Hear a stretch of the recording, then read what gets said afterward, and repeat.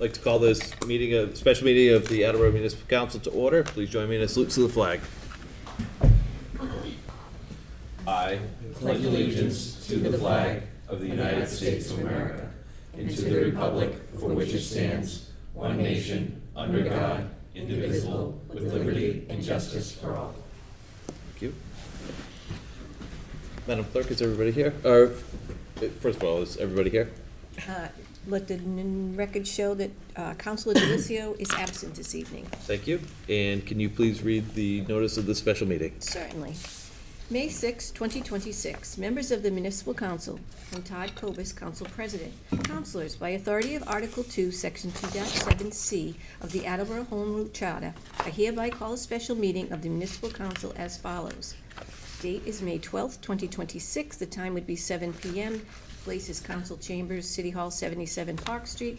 The purpose, to receive the fiscal year 27 proposed general funds budget in the fiscal year 27 proposed budget for the water and wastewater enterprise funds from the mayor and any time-sensitive matters that may come before the Attleboro Municipal Council. Sincerely, Todd Kobus, President. Thank you. So, as was said, this special meeting is just to receive the mayor's communication for the budget and for the mayor to read the budget statement. So we will not be having committee of the whole, we will not be having committee reports or any of that. So as a result, we need to suspend the rules. So I hereby move to suspend the rules. Second. All those in favor? Aye. Aye. Opposed? Hearing none, motion passes. We are now operating under suspended rules. And Madam Clerk, can you start by reading the mayor's communication? May 12th, 2026. Dear Municipal Councilors, I respectfully submit the City of Attleboro's General Government Annual Budget for fiscal year 2027. We'll assign that to Finance Committee, we'll assign all of these to Finance Committee, but for this first one, I would like to call for a public hearing on June 2nd. Second. Motion's in order. All those in favor? Aye. Opposed? Hearing none, motion passes.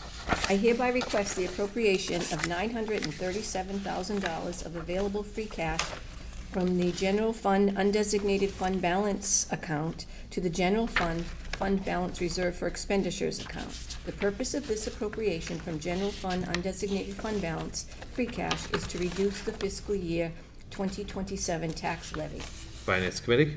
Pursuant to the provisions of Chapter 44, Section 53E1/2, as amended, I request the approval of the expenditure limits below for the following revolving funds outlined under Chapter 20 of the revised ordinances of the City of Attleboro effective for fiscal year 2027. Finance Committee? The proposed solid waste fee for fiscal year 2027 is $387. This is a $29 increase from fiscal year 2026. Effectuating this fee for fiscal year 27 requires striking Section 7-8.1A of the revised ordinances in its entirety and replacing with the following. Section 7-81A, a charge is hereby established in the amount of $387 each unit per year from residential dwellings of 1 through 8 units for the regular curbside collection and disposal of domestic rubbish, domestic recyclables, white goods, and yard waste, the collection and disposal of household hazardous waste, the operation of the municipal composting site, and the operation for solid waste disposal effective July 1st, 2026. Finance Committee, and I'd like to call for a public hearing on June 2nd. Second. Motion is in order. All those in favor? Aye. Opposed? Hearing none, motion passes. I respectfully ask that $47.10 of the per unit solid waste fee be credited to Fund Number 2604 Residential Special Waste Disposal for fiscal year 2027. Finance Committee? In response to numerous requests from residents with larger families in fiscal year 2027, the city will pilot a new program offering residents the option to replace their 35-gallon solid waste cart with a 64-gallon cart. Residents opting to use a 64-gallon solid cart shall pay an annual surcharge of $270 in addition to the yearly solid waste collection fee.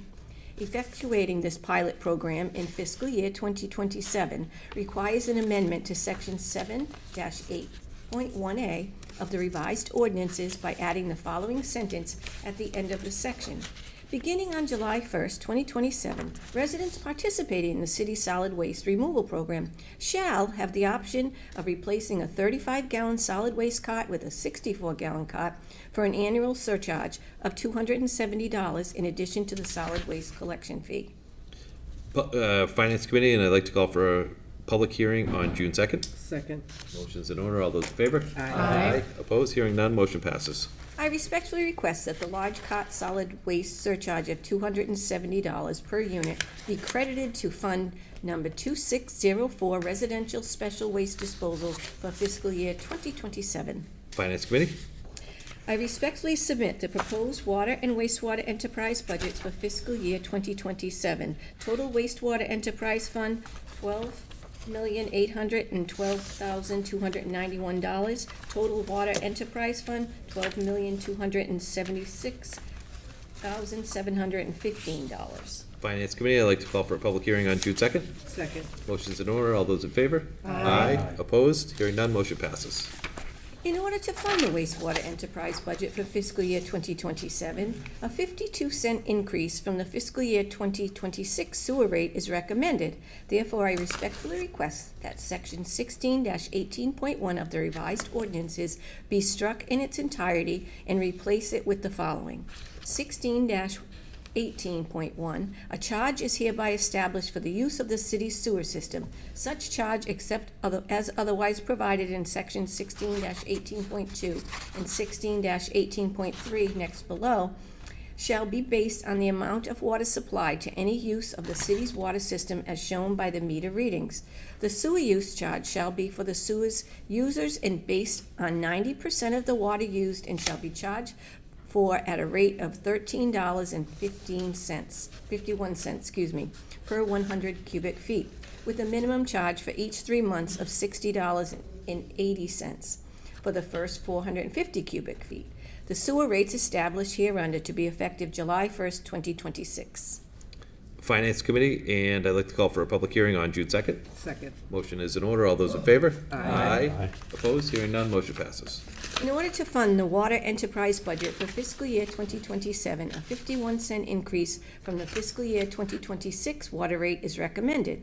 Therefore, I respectfully request that Section 16-11.12 of the revised ordinances be struck in its entirety and replace it with the following. 16-11.12, for each meter set there shall be a minimum charge of $44.95 for each 3 months. This minimum charge shall cover 500 cubic feet of water used at each connection, and excess over 500 cubic feet shall be charged for at a rate of $8.99 per 100 cubic feet, effective July 1st, 2026. Finance Committee, I'd like to call for a public hearing on June 2nd. Second. Motion's in order. All those in favor? Aye. Opposed? Hearing none, motion passes.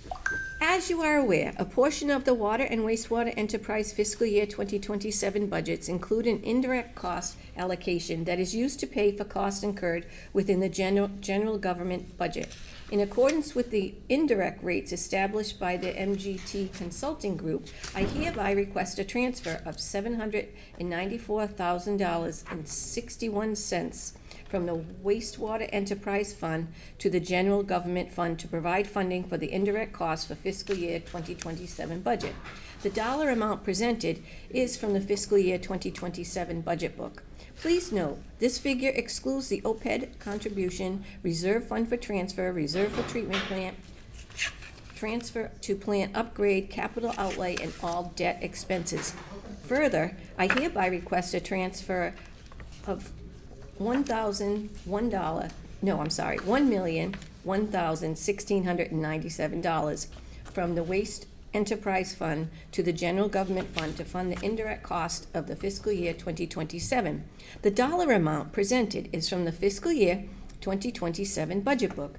Please note this figure excludes the OPED contribution, reserve fund for transfer, reserve for treatment plant, capital outlay, reserve for capital, and all debt expenses.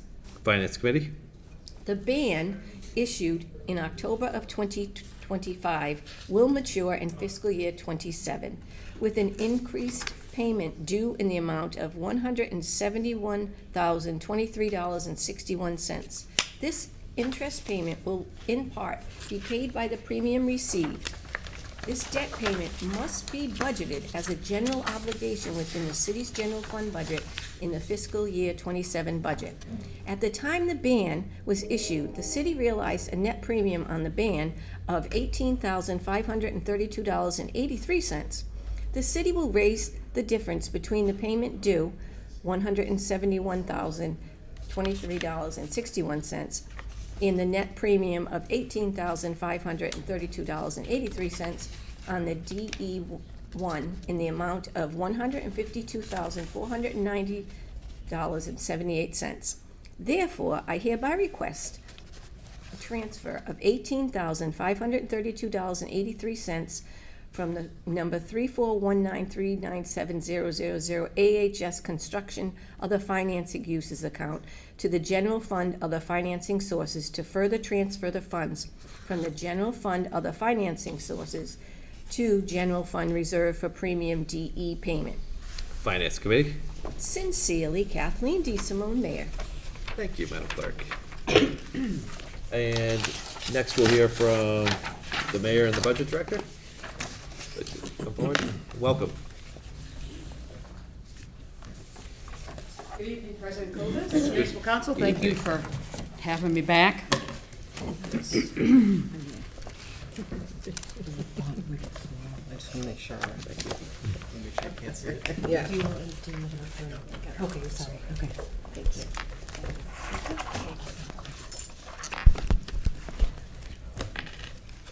And as usual, everyone, for tonight, we'll just hear from the mayor to read the budget message, and then we'll save questions for the night of the public hearing, right? So Thank whenever you're ready. Thank you very much. You're welcome. I would just like to start by acknowledging the fantastic work of our Director of Budget Administration, Mason Lord, who pretty much single-handedly put this budget book together despite going away for 2 weeks of military training last month. I've said it before, I'll say it again. Mason is a tremendous asset, not only to my office, but to the city. And I'm grateful for his service to the city and, of course, his service to our country. So I'm proud to be here to present the FY27 General Fund and Enterprise Funds operating budgets. And I will pretty much read my message and then make some comments if you'll indulge me when I'm done. I'll be out of here in 15 minutes, no more. So first of all, good evening, Municipal Council. I respectfully submit the proposed FY27 General Fund and Enterprise Funds operating budgets. The $201.65 million budget, FY27 General Fund operating budget, is a responsible plan for a challenging moment. It reflects the difficult but necessary work of reducing the city's expenses while continuing to protect the services residents rely on most: safe neighborhoods, quality educational resources, fixed roads, and a city government that shows up when they need it. Yet, it must be understood that submitting a balanced budget, as is required by law, does not diminish the structural deficit in which we currently find ourselves, nor the more significant financial challenges we are likely to face in the next few years. As you know, Attleboro is but one of many communities across the Commonwealth dealing with rapidly rising healthcare costs, declining state aid, increasing inflationary pressures, and economic uncertainty within the constraints of Proposition 2.5. Unlike a growing number of Massachusetts municipalities, however, this budget does not seek a Proposition 2.5 override. Although that prospect may require consideration in the not-too-distant future, in FY27 we remain focused on prudent financial stewardship, reducing expenses where feasible, and improving operational efficiencies. In the face of rising costs outpacing flattening revenues, we were forced to make a number of difficult decisions to close almost a $2.5 million deficit. We are closing this gap through a combination of fiscal discipline, staffing reductions, unfilled position vacancies, and strategic use of resources. It also includes $937,000 in free cash, which is a temporary and unsustainable strategy, as free cash is better used only for one-time non-recurring expenses or capital projects. Additionally, using free cash to make up for revenue shortfalls increases our risk for diminished credit rating and leaves us more vulnerable to financial emergencies.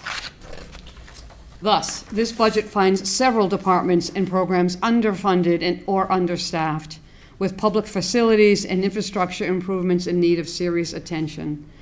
Notably, these are the positions that have been unfunded in FY27.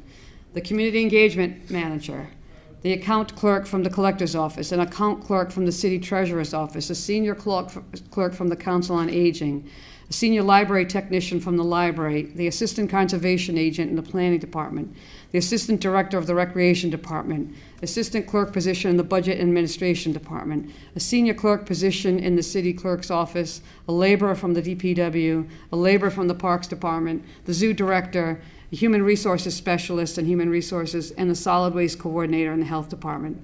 There are also several part-time library positions that have had a reduction in hours. The challenges presented by these staff reductions and position vacancies will require all city employees to work even more collaboratively and resourcefully as we strive to maintain the level of service to which residents are accustomed. But yet, even our best efforts will not fully account for the loss of these staff members and related impacts to city services, programs, and events. Accordingly, we ask for patience as we adapt to these staffing changes and also seek to make clear that among other challenges, and in the absence of increased public participation or other alternatives, these staff reductions will make it extremely difficult to coordinate and conduct large-scale community events, including future Independence Day fireworks celebrations. Overview. The total FY27 general fund operating budget represents a 4.9% increase over the FY26 original budget. We continue to invest in education with $360,000 million of public monies for Attleboro Public Schools, which is a 3.97% increase over last year's original budget. On the municipal side, including all municipal operations, pensions, and retiree health insurance, and total debt service, the budget has increased by 4.85%. In regard to the school, as you all well know, Attleboro is fortunate to have an exceptional public educational system with many talented and dedicated professional educators at all levels. As a community member and parent, I fully value the mission of Attleboro Public Schools to engage, challenge, and inspire our students, and I believe the entire city benefits from the success of our schools. Funding our schools is a significant financial investment, making up 62.54% of the total city budget this year. Most of the school's costs involve contractual and employee-related expenses, which is also true, of course, for the entire city budget. In FY27, required net school spending is increasing by 3.47% over FY26. Although Attleboro's Chapter 70 aid will increase 2.31% from last year, our required district contribution is increasing by 4.95%, requiring an additional $2.4 million above last year's contribution. In addition, there's an increase in school transportation costs of more than $580,000, or 10% above FY26. Although our financial circumstances resulted in a decrease of the city's contribution above net school spending, this amount includes the administration's continued commitment to provide 50% of new growth. In regard to our water and wastewater enterprise fund budgets, the long-term financial sustainability and growth of Attleboro depend on the strength of its foundation, and our water and wastewater systems are the bedrock of that foundation. For too long, the approach to our infrastructure needs in these departments has been to react when something breaks, and we need to choose a different path. The 2024 rate study marked the beginning of this shift, and it is imperative that we continue to plan for the needed capital improvements at our water and wastewater departments. Implementing recommended rate increases in FY25 and 26 has resulted in meaningful and needed growth in retained earnings for each of these departments. Healthy amounts of retained earnings are imperative for planned improvements in purchases and unforeseen events. With forward thinking, better planning, and proactive improvements, we can better ensure rate stability and system reliability while making informed and carefully calculated fiscally responsible decisions to invest in our water and wastewater infrastructure. As we continue to face hiring challenges in our wastewater department, the department continues to reliably perform an essential city service. In FY27, capital improvements to wastewater infrastructure necessitate a modest 4% rate increase from $12.99 to $13.51 per 100 cubic feet for usage after July 1st, 2026. With changing weather patterns and increasing occurrence of droughts and floods, our water department continues to consistently provide clean water to our residents and businesses. Increasing operational and capital costs at the water department necessitate a 6% rate increase from $8.48 to $8.99 per 100 cubic feet of water usage after July 1st, 2026. As we advance the construction of the $35 million Wading River water treatment plant that will include filtration systems for PFAS and manganese removal, we must also advance much-needed upgrades at the wastewater treatment plant to ensure compliance with current EPA and DPA standards and regulations. Importantly, these improvements will not only ensure that our wastewater system meets today's needs, but will also ensure that we meet the community needs for many years to come.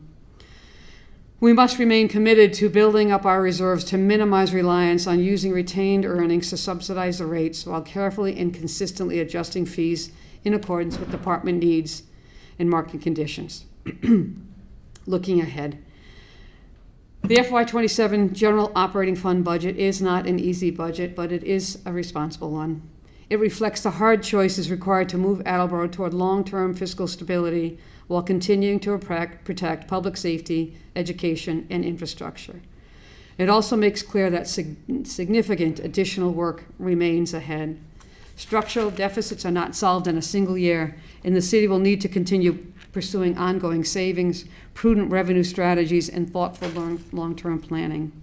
For these reasons and more, in FY27, we will prioritize reducing healthcare costs by adjusting the healthcare premium split and/or our health insurance plan offerings, implementing a self-service time and attendance program for employees, continue our efforts to protect and advance technology systems, working to secure grant funding for capital improvement projects, and exploring interdepartmental efficiencies. Finding a path of financial sustainability for Cape and Park Zoo is also an imperative as we look ahead to FY28 and beyond.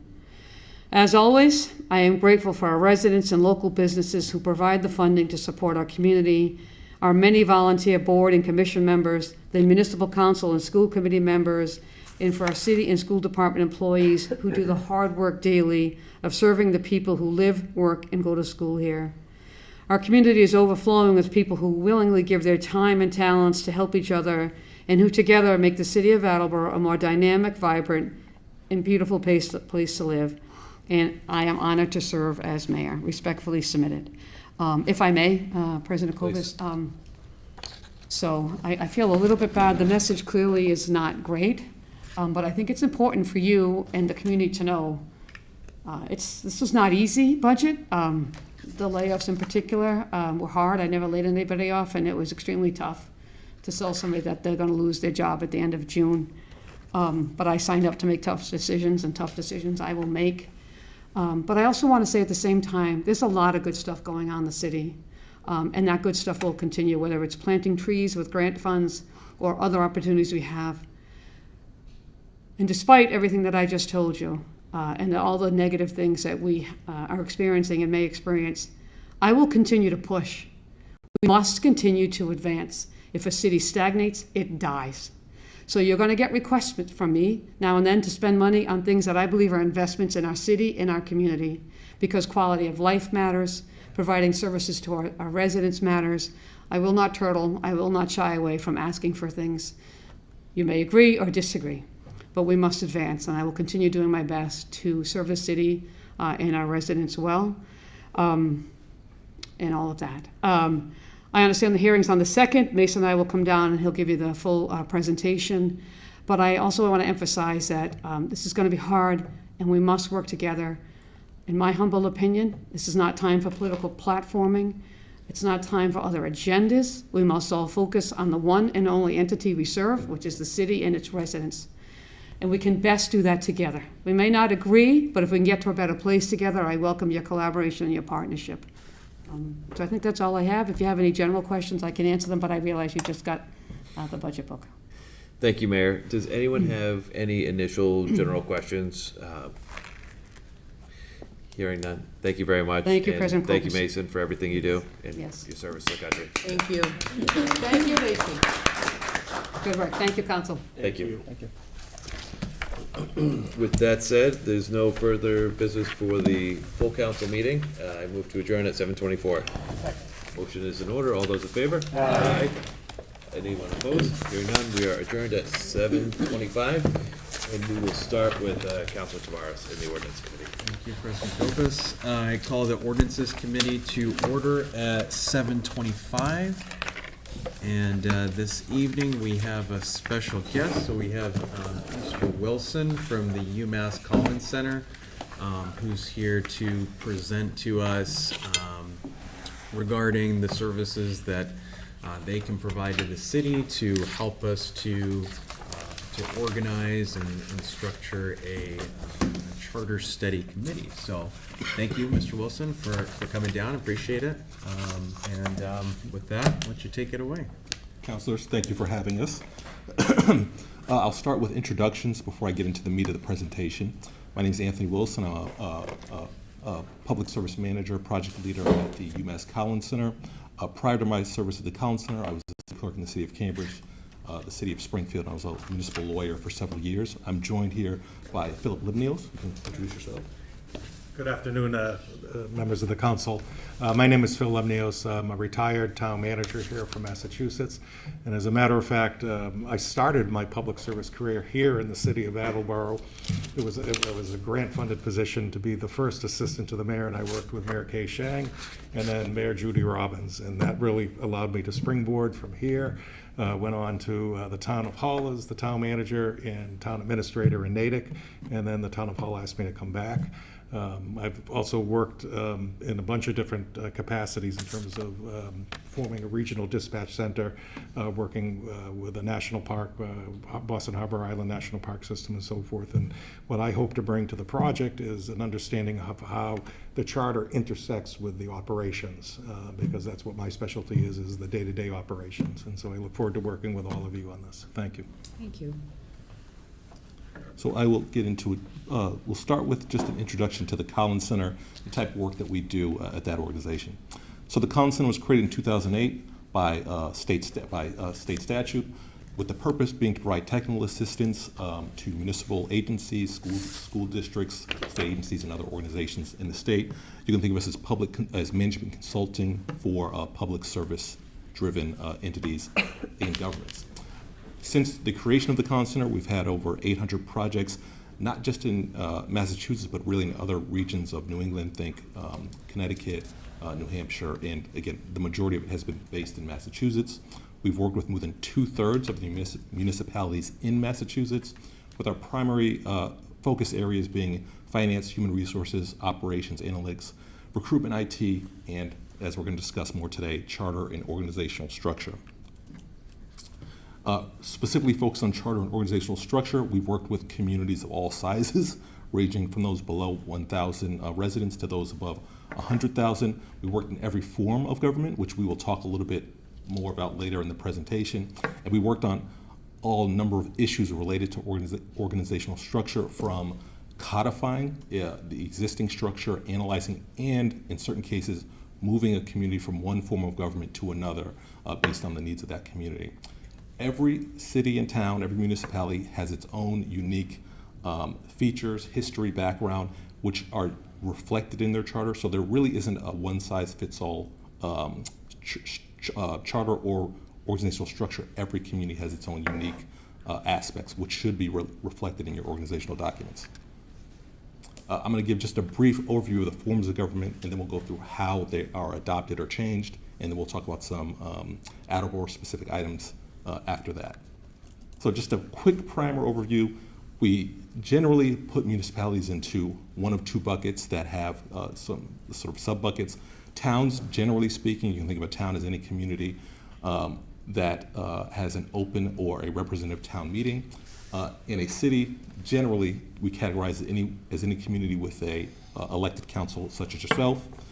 In Massachusetts, one thing that is unique is that the community has to be of a certain size before it can move from a town to any other form of government. So communities with less than 6,000, population less than 6,000 have to be, by the state constitution, an open town meeting community. This is kind of walking through some of what I just talked about a second ago. Again, some sort of these are not legislative definitions, but the general distinctions that we have for towns versus cities. And they actually, I'll go back a second. One of the things that we would like to point out is that a trend in municipal government is that many communities, there's a blending of some of the features of a lot of these different communities. For example, many towns are operating or giving their chief administrative officer many of the responsibilities of a manager, of a, we'll talk about more of this later, but just more operational experience where they look more like a manager in a city. And also many cities are creating CAFO or strong administrative positions, whether they're city or manager positions that have some features of town government. So even though we generally put them in these buckets, communities have the ability to adopt certain procedures or operational features that may look like another form of government's, if that's more efficient or effective for their operations.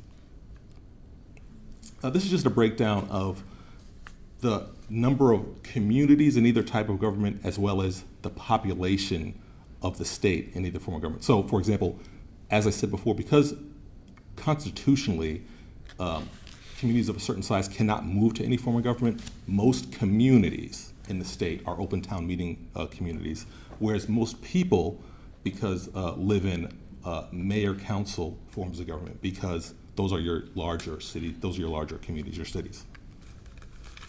Potential areas of confusion. Many people, as they start this journey on a charter review or to think about their government, start looking at other charters or other communities, and you'll be surprised to find many cities still, even though they are cities, still have keep the title of town.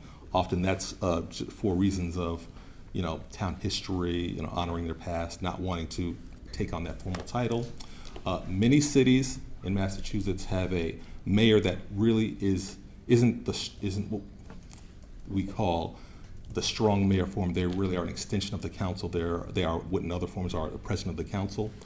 So even though they have the term mayor, they don't have some of the traditional powers, unique powers that we think of a mayor in other communities. And another important one is population is not the determining factor of your classification in the state of Massachusetts. We have cities that are smaller than many towns, and some towns that are larger than many cities. Brookline being the most obvious one at 60,000. This is the current general categories in the Attleboro Charter, and we're going to reference this again in terms of how we structure, how we should approach a charter review or charter drafting. This will come up in a second, but you've actually got many of the features that we recommend in what we call a modern charter. And here are some trends that we're seeing in charters. The ones with asterisks are items or topics that exist currently in the Attleboro Charter. For example, citizen participation mechanisms, you have a section on that. Well, you don't have all of the mechanisms there. You do have some citizens participation mechanisms. You have a dedicated budget section. You have a dedicated section on capital planning. And I think it was your last amendment in 2022 where you removed gendered references from your charter. Some of the things that you don't have that communities are moving towards are a recognition of emerging technologies.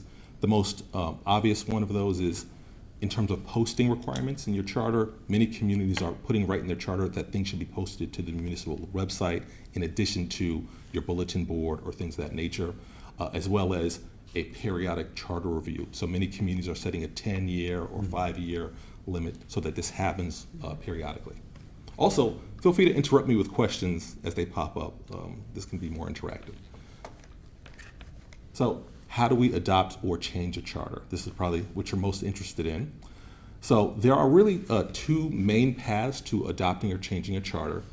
I'm going to start on the right, my left, your right. There's a state law, Mass General Law 43B, based on the constitutional provision whereby citizens can create a petition, 15% of the population, 15% of registered voters. That, if they get that, then they get to put a question on the next ballot.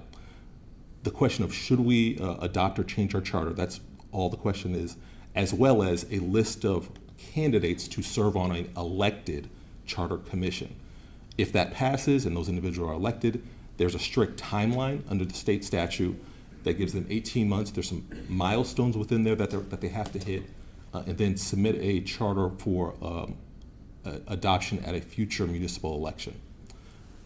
The part on the right, which is what we're likely to do here, is we call a special act charter. It's really very similar to a special act, any other type of special act that may have been adopted by this council. The community, through some process, and we're going to talk about that process in a second, will draft a special act charter. The council votes to approve. They can, vote to approve it, vote it down, and say we don't want to move forward with this, or make amendments to the special act. If the mayor approves it, then it goes to the state legislature. The legislature enacts it, and then it's not required, but we usually recommend, especially in the case of major changes, that the special act include a provision that its adoption must be ratified by the voters at the next municipal election. So I sort of start with the bookends of what does the process look like. We recommend, although there's no sort of prescribed method, if you're taking the special act charter route, that you form an organizational study committee. It can also be called a charter review committee that is appointed either by the council and the mayor, in some combination thereof, that engages in the thorough review of the existing charter. A couple of things to note here. There are many ways to appoint the members in composition of that committee. We generally recommend trying to get a broad swath of the community, but to include some individuals who may have had some experience in government, either an elected or appointed position. And having someone with that experience of sitting on a committee previously as the chair, so that you can have a strong process moving forward.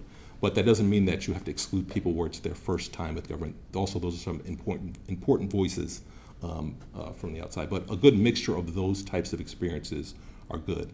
The output of the committee will be a final report and draft legislative language. So those are two different documents. One is the language that this council would vote on that would go to the state.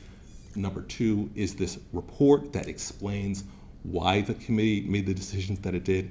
And another important aspect of the report is that there are many things that can't be addressed in the charter, but the committee can make recommendations that some aspect of municipal government be looked at through some other process. So it's a good way, if they notice an issue that they can't address, that can be raised and perhaps addressed in the future. Oh, that's right. No, go ahead. Sorry, 2 slides ago, so, right here. So 15% of the 46, the second category, or the first one that you discussed, 15% of the 46,000 would have to get signatures to say we would like to do this. For the 43B, Okay. right, correct. And then when it says 9, elect 9-member commission, is it always 9, or you're just saying that that's typically? No, it's 9 by state statute. So Okay. what happens is if they meet the threshold for the petition, then the question gets put on the ballot, and there are 2 questions. Question 1 is, do we want to adopt, amend our charter? That's question 1 for the voters. And then the second question is, obviously it could be more than 9, but these are the candidates to be on that charter commission, and so they answer both questions. Citizens answer both questions at that election. Yes or no, and then who are the people we want on the commission? Just one follow-up. Okay, so the other path, the special act has to come back to the city before it goes to the next election then? Or do they happen at the same time? Good question. So, excuse me, number 1, you don't necessarily have to have it be ratified at the election, the special act. That's not a requirement. We would recommend it depending on the quantity or quality of the changes being made to the charter. Particularly if there is a change in elected officials, if we are reducing or moving some positions from elected to appointed or increasing the number of elected officials, things like that, we would recommend that those be ratified by the community.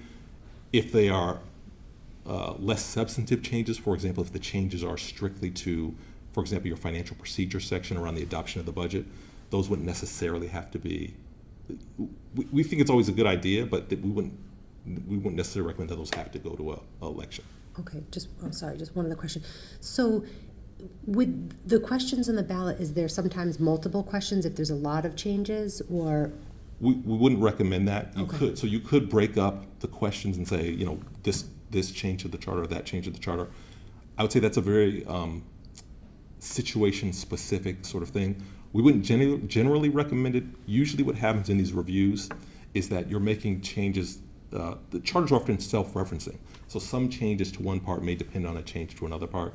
So we would, again, that's not a hard and fast rule, but we would generally recommend, here are the changes that this committee is proposing, and put those on together. Okay. So this, I didn't feel like I got my first question. So the special act and the election, can they happen together, or do we have to wait for one to happen and then do the election? Or, okay. So yeah, let me walk through. So, and again, we were about to get to how the special act is Okay. drafted, but the special act would come before this body. Yeah. This body would vote on it as if Yes. it would vote on any other matter. The mayor would have to approve it or reject it, right? And then it goes to the state. The state legislature would then have to approve or reject that special act. In some cases, they may reach back out to the community with questions and may make certain modifications if the community approves. And then once they adopt it at the state level, then it could come back for an election. Okay, thank you. I mean, not for an election, for ratification. Okay, thank you. Any other questions? Yeah. Yeah, so just had a question around, so you talked about forming so going down the path of a special act and, creating what we're proposing here, at least initially, a charter study commission, right? Some sort of organizational study committee. What are some successful ways practically that you've seen cities, towns find members for those committees in terms of soliciting the types of folks that would be representative of the city, but also would be able to bring a level of expertise or experience in helping to make that committee as robust as possible? So that's a good question. So there are I probably can't list them, but there are a number of methods just to get the information out there that you're even looking for candidates. I've seen communities use reverse 911. If you have a robust communications department, you would use that to post it on all of your usual communications channels. You obviously want to communicate through your civic organizations if you have those. So, in some ways, the way you normally try to push information out there to your residents and for any other thing. What I would say in terms of the composition is you do want some people that maybe are new to local government. If they show an interest in being on this commission, but they haven't served anything before, sometimes, after you've vetted them, those can be good people. And you really want to sort of run the gamut from those who have little to no local experience to those who have again sat on the board, perhaps served in a position, may have been elected, and mix it within there. We find that you may want a business owner, a homeowner. Every community is unique, but I think that what I've seen is that experience with government, having a range of connection. That's usually the biggest factor of having a productive committee, and also having a strong but thoughtful chair. So choosing the right chair is also a big decision. And normally, do you find that the chair is chosen among the members of the committee? No. Sometimes, most frequently, it is chosen when the committee is formed by those choosing. But, I mean, there are instances where the committee, I would say it's half and half, where the committee has their inaugural meeting, and in that meeting they adopt the chair, vice chair, secretary, things of that nature. And one other question around the vetting. So how formal have you seen that in some communities in terms of the process of vetting people for a committee like this, or maybe even informal? Yeah, I would say, it's been a wide range. I've seen communities where they have gotten formal letters of intent, resumes, and then had a meeting in which they sort of reviewed them and sort of picked the people that they thought were appropriate. In some communities, members just had a meeting and they say, I've heard from so-and-so, we want to put them on the, I don't really have a opinion one way or the other about sort of what could be best, just as long as you get people that are open-minded to look at different options and don't sort of come in sort of preconditioned. That's really, you know, I would say sort of a guiding principle to look for in potential candidates. Anything else? So we're going to show a sample work plan in a second, but here's sort of generally the process that we particularly follow with the Collins Center is one of the first things we do is we establish a group of comparator communities in Massachusetts. There are a number of different ways to find comparators. Obviously, the most common one is based on population. We can also do things like population density, similar budgets, and often some combination of that group of different factors to get a group of comparators across a number of levels. We start internally, and it's also part of the ongoing process, which you'll see in a second, of reviewing the current structure along with what's in the charter. So the charter defines the skeletal structure of the community, and all the departments and agencies sort of hang out from there. And so we sort of go through methodically each one at a time. After we learn about each section with the committee, then the committee can consider modifications or changes. Sprinkled within that process, and I promise you this will make more sense in the next slide, there should be a public process that should consist of a couple of things. One is formal public presentations to communicate to the public the types of changes that the committee is proposing, but also to hear from the community about how they feel about those changes. But the other important part of the public process is bringing in stakeholders, for example, department heads, leaders of agencies, other members of your municipal government, to explain to the committee how things actually happen on the ground versus, you know, how people might think that they are or how they may be written in the charter, which may not always fully be representative of what is actually happening. As we said before, they'll write a report, and we'll obviously help them draft the legislative language. The process generally takes 12 to 18 months. In a charter review process, a lot of that depends on the depth of the review, how many changes people want to make. Here's a sample of the work plan that sort of solidifies what I was talking about earlier. So, again, just like in your charter, we usually start with the sections of it that people are most familiar with. So that's your legislative branch, the municipal council, the executive branch, the mayor, and then other elected officials. We usually recommend after 3, the other elected officials, that's a good time to have a public input session, particularly if the committee is considering changes to any of those, to the operation of any of those sections. And then the remaining sections of the charter. In a charter review process, again, it does sound like Attleboro is looking at sort of a full review, but if some communities are doing the review and they're looking at addressing specific issues, they may not go through this sort of methodical walk through the charter. They may just say, we want to hit administrative organizations, financial procedures, and that's the holistic part of our review. We generally space them out. I recommend to think about a month per section, and that is really dependent on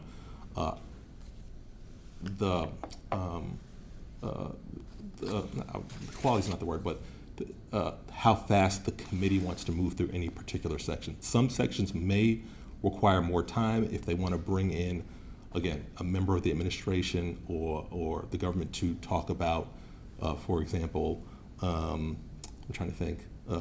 So on this example, we've got like the planning board, so they may want to bring in a representative to actually explain how that is operating in practice. So again, it depends on how much information they want, how much time the committee wants to spend on this particular topic, but generally speaking, it's not going to be less than about a month or 2 meetings per topic. This is something we talked with about committees all the time, which is what should and shouldn't go in the charter. The charter should really focus on who makes the decisions. Are those decision makers appointed or elected? What is the decision-making process? You can think about that as how quickly they can make it. Do they need input from other entities? Do they need public parts of that process? And the goal is to define responsibilities and accountability within these decision makers for your charter. The charter really shouldn't focus on day-to-day operations, direct policy making. The example I use is your charter committee shouldn't be deciding that there should be a stop sign on any particular corner. That's too low level. And you should stay away from addressing issues that are likely to change very frequently.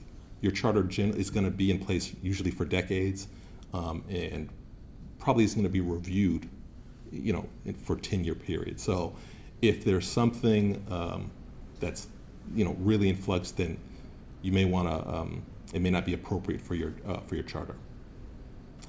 And then this is the last slide, which is really to turn over to you guys to hear from us, but sort of baby steps. What are the major issues facing Attleboro? Why do you want to do this review? Usually when you are creating this, this body, we recommend to give them a charge. Basically, we want this, the committee to review the charter, maybe look at some specific areas, give them a timeline to maybe do it. Again, let them understand when we first meet with them that not all issues are going to be resolved. Some can be placed, like I said, in that report.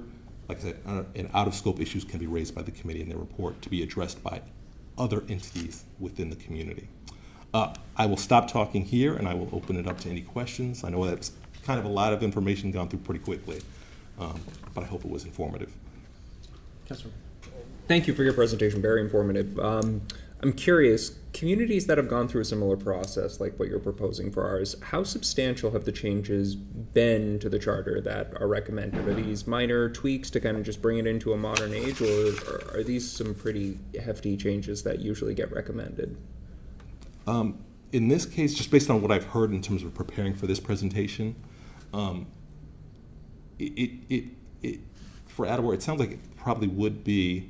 You haven't had like a full comprehensive charter review in several years, but I have noticed when I sort of was preparing for this that you've been taking little bites throughout time. So you've done the gender neutrality, you've done a couple of other things. So I would say your charter has a lot, really all the sections that we would recommend for most communities. So I wouldn't say that it doesn't sound like there would be major changes. Where we see major changes are communities that are struggling and they're considering a change of government. For example, a town moving to a city where they are, their structure isn't moving fast enough, forceful enough to address the issues that they're growing into. So for a community like Attleboro, where you are, I wouldn't expect it to be too cumbersome, but we may get into the process. Just for example, and again, I'm not saying that you should change this, you've got a financial procedure section that talks about your budget process, and it has a section about contracts. It's good. It's not as robust as we've seen in other places. It may be all you need, but it may be something that when people look into it and dig in it, they may want to add some more, features to that timeline. So I hope that answers. It does, thank you. I was just wondering, what would you recommend? You were talking about a month at a time for each section. How often within that month would you recommend people meet? And then would a representative from your organization be at those meetings? That's a good question. So we see most commonly is committees meeting twice a month. And we generally structure our engagement so that we're at every other meeting. So there's a meeting which we can dump a lot of information on them like we've sort of done here, and then give them some time to digest it, respond, and then we often will sort of write a draft of the language that they're looking for and then present it to them in the next meeting as we go through those topics.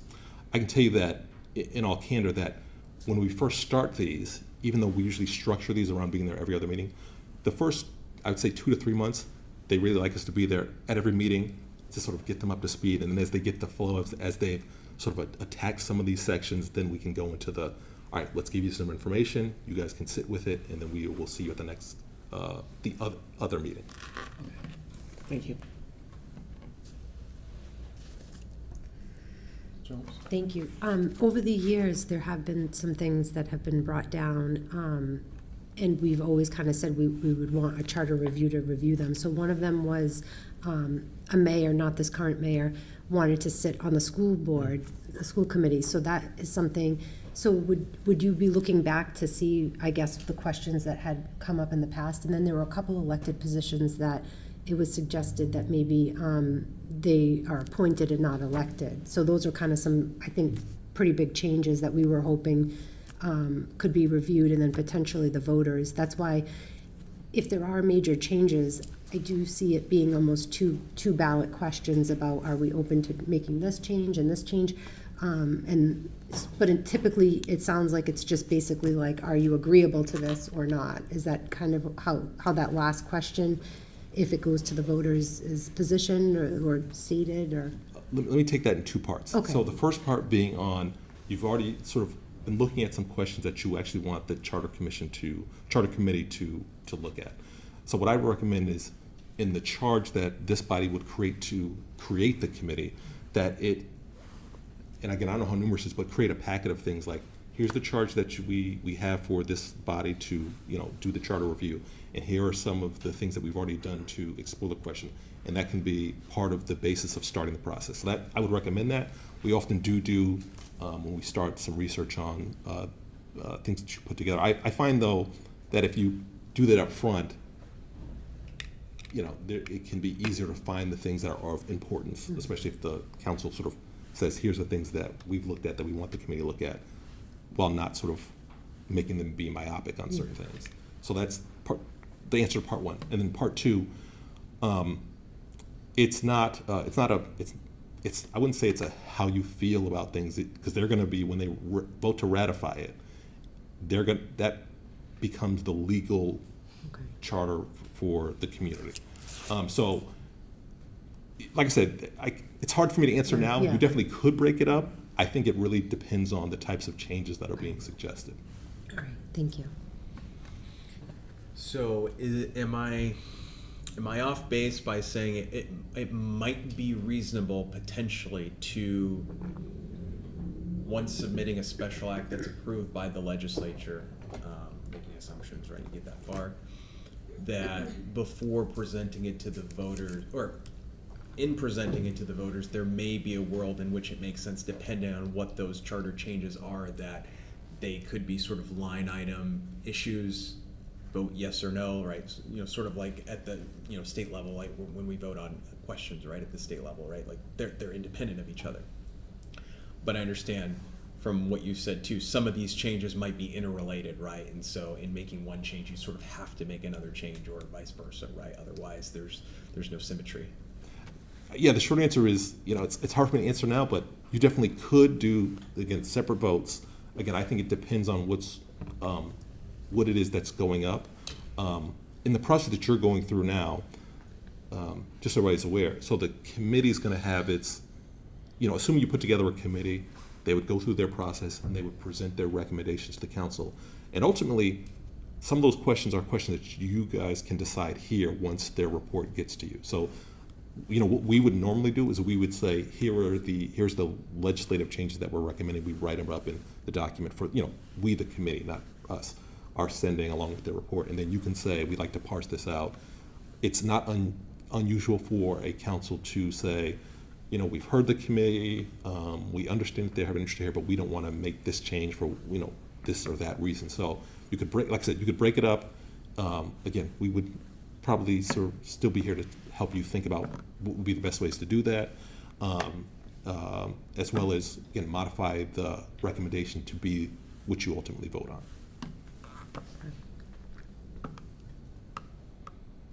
Any questions? Is that the end of the presentation, or did That's you? the- Okay, that's the end of the all right, presentation. perfect. Any other questions from? Well, thank you for your time. Thank you. Thank you. Thank you. Appreciate it. All right.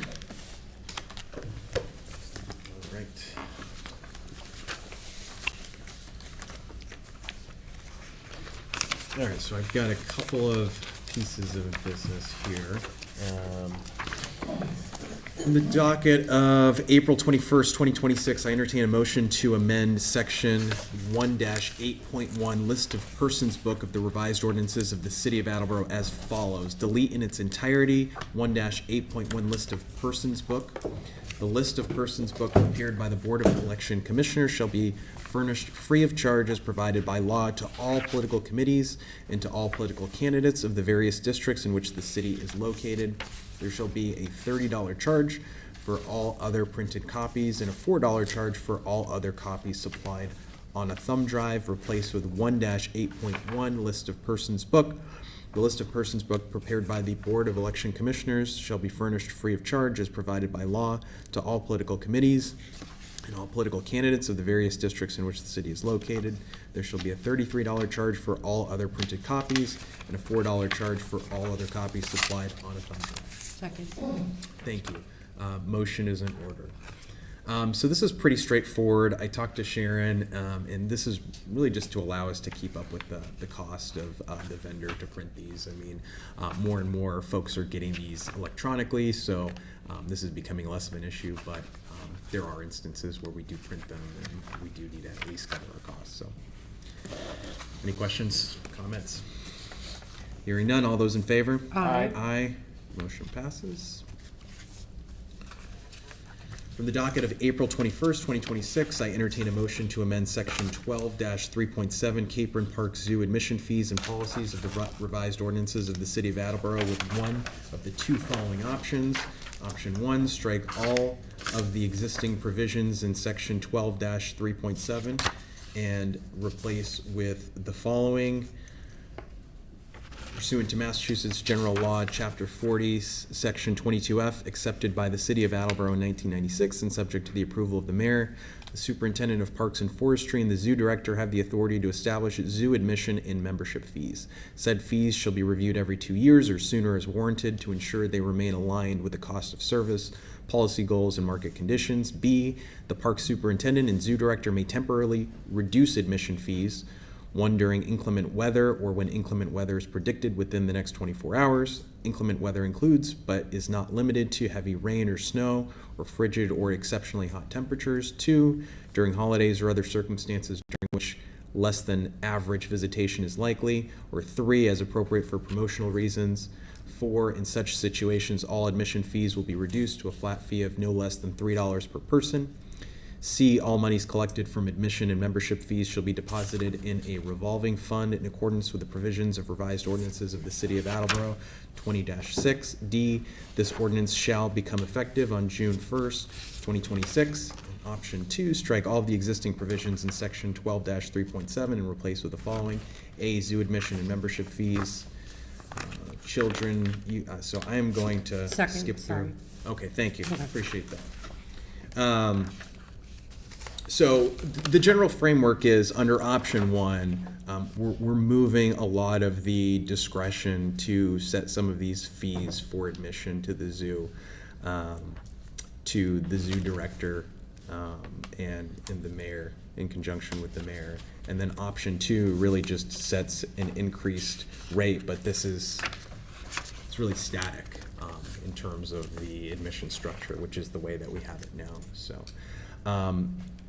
My personal thoughts on this is that I think option 1 is better. I think creating more autonomy for the zoo director to change fees as needed with dynamic pricing, as Derek mentioned last week, I think there's a lot of benefit in that, and not being pigeonholed into static fees, especially now as we're building more momentum with the zoo and being able to adapt to what's going on externally outside of the zoo as well. So now Derek did mention an interesting idea, which is being able to have these resident appreciation days, right, where we offer the zoo for free to residents. And one of the concerns that I had was there's a floor set for admission here at $3, at least in option 1. And I raised that as a potential concern, with the mayor, and she actually had suggested some additional language and ran it by the city solicitor. So if we were so inclined to go with option 1, I do have some amendments that I would suggest here to allow us to be able to waive the fees entirely in situations like that, or some other creative ways that we might want to use the zoo. So, any questions, comments? Councilor McIntyre. Yes, thank you, Chairman Tavares. I fully agree that I think option 1 is the right approach when it comes to setting fees. I view that as a business decision that is best made by the zoo staff. Again, being able to respond to market conditions flexibly without having to come back to us every single time, I think is just an appropriate way to do business, particularly as we look to give the zoo, kind of that jolt of momentum. They're going to need that as they figure out over the next couple of years is what's the right price point where they can raise a little more revenue to cover their expenses. So I fully agree. I think option one makes the most sense to me. Counselor Angelo? Thanks, Councilor Tavares. Yeah, I kind of agree with option one too as well, and I think that's when Derek came down, he had spoken saying that, I think that's where he felt that, where he wanted to be also, and when you deal, as Councilor McIntyre said, you're dealing with outside conditions and stuff, and sometimes you gotta bob and weave, and you gotta kind of adjust, and instead of him coming down and wasting time in front of the council, I mean, they know what they're doing, and hopefully it'll give him the leeway to be able to make these better decisions and adjust for the zoo, for the better of the zoo. Vice President Dolan? Thank you. I agree with what everybody said. I think, if it's a snowy day and normally we would have 10 people, if he brought the rates down to, $2 or any type of special, he should be able to have the leeway to do that. And I agree with Council Angelo when he says, that they know what they're doing. So if it's going to generate more interest in the zoo, then I would prefer option one. Counselor Morrissey? I also agree with option one, just because in talking with many members of the zoo staff, they were afraid that some of the proposed fees for general admission were jumping too fast. And this way, they could try that out. If they really see a reduction in attendance, they have the opportunity to scale the rate back without coming again and asking for permission.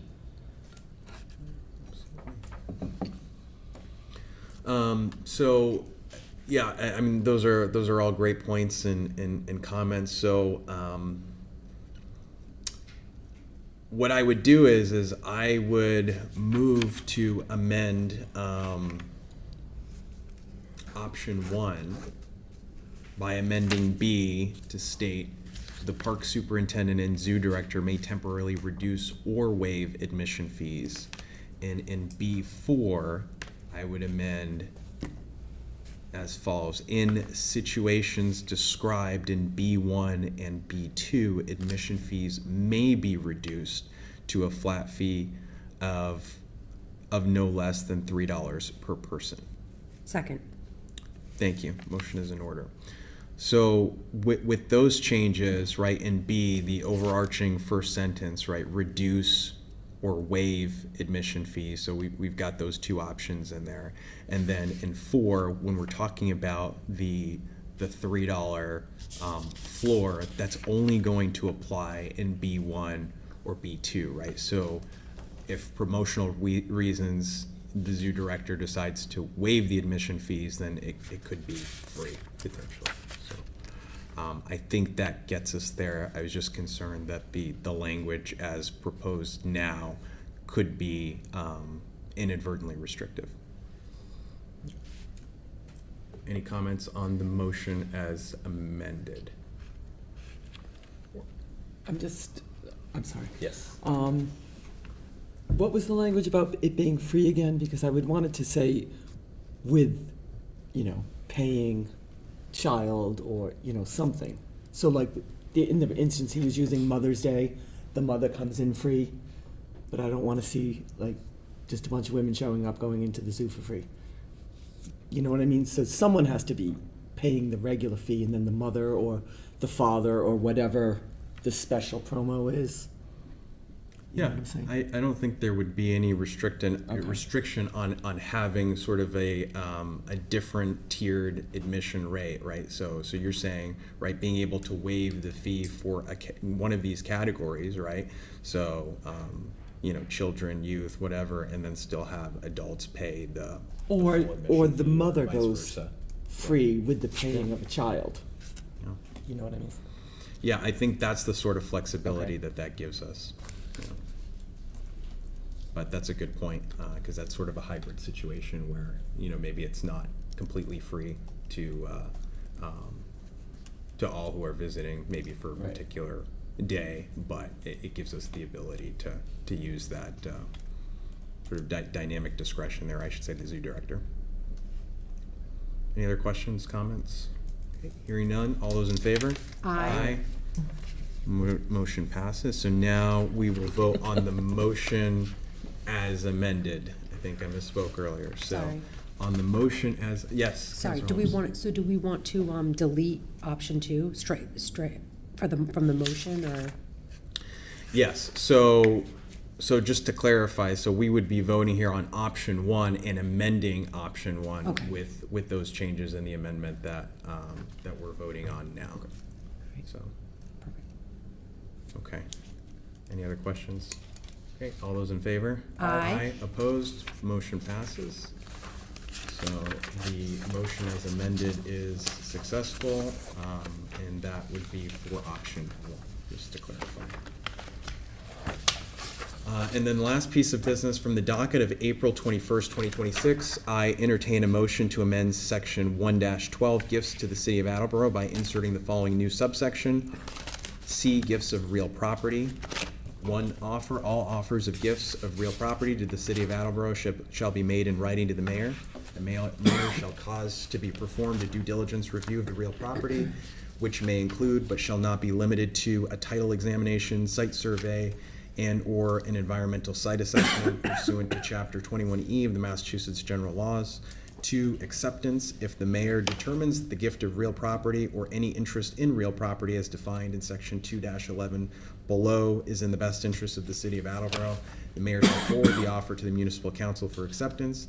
Any offers of gifts of real property submitted to the municipal council shall be accompanied by a fully executed recordable deed in a form that is satisfactory to the city solicitor. Upon acceptance by the municipal council, the city shall forthwith record the deed with the registry of deeds or the registry district of the land court. Second. Thank you. Motion is in order. Okay. So my understanding is that currently we have no formal ordinance to codify the city's internal due diligence process for gifts of real property. And so when, generally speaking, of course we have Gary here, so out there, so he's listening.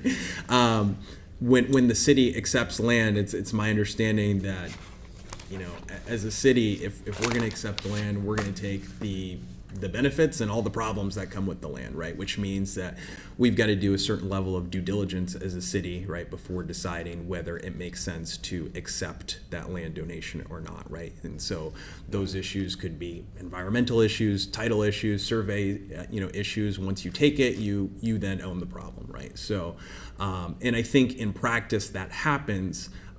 We just don't have it codified right now in the ordinances. So this formalizes and really authorizes the mayor to perform due diligence on the subject properties and formalizes that process for the municipal council to then ultimately accept the gift of real property. So, so I think that's all that's doing here. Any questions, comments? Okay. Hearing none. All those in favor? Aye. Motion passes. And that concludes the business of ordinances, elections, and legislative matters. I call for adjournment at 8:13. Second. Thank you. All those in favor? Aye. Aye. We are adjourned. I call Human Resources Veterans Committee to order at 8:13. Members present, Council Tavares and Council Waterman. We have a couple people to come up in front of us. Heather Halpin. She is for the Conservation Commission. Somebody left their water. Oh, My laptop kicked it. So, hello everybody. I'm Heather Halper and I live at 201 Locust Street here in Attleboro. I'll try to be brief. Personally, my husband and I have lived here about 5 years. I love nature. I'm outside all 4 seasons of the year. I snowboard in the winter. I horseback ride and hike in the nicer weather. I have a cat named Chewbacca. She's 17 years old and deaf, but she's hanging in there.